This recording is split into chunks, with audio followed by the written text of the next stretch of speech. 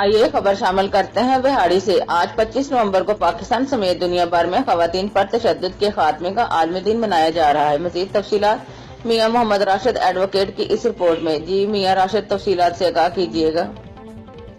جی، آج 25 نومبر کو پاکستان سمیت دنیا بھر میں خواتین پر تشدد کے خاتمے کا عالمی دن منایا جا رہا ہے۔ اقوام متحدہ کی رپورٹس کے مطابق پاکستان ان ممالک کی فہرست میں شامل ہے جہاں خواتین پر تشدد کے واقعات تشویشناک حد تک رونما ہوتے ہیں۔ غیرت کے نام پر قتل، تیزاب گردی اور خواتین کو بنیادی حقوق کی عدم فراہمی بھی عورتوں پر کیے جانے والے تشدد میں شامل ہے۔ موجودہ پاکستانی معاشرے میں خواتین اپنے حقوق سے متعلق ماضی کی نسبت زیادہ باخبر ہے۔ شاید اس لیے رد عمل کے طور پر ان پر ہونے والے تشدد کے واقعات میں بھی اضافہ ہوا ہے۔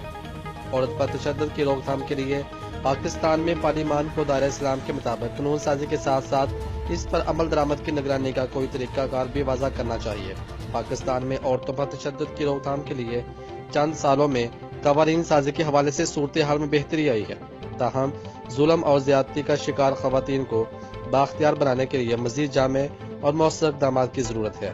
میاں محمد راشد ایڈوکیٹ، بہاڑی۔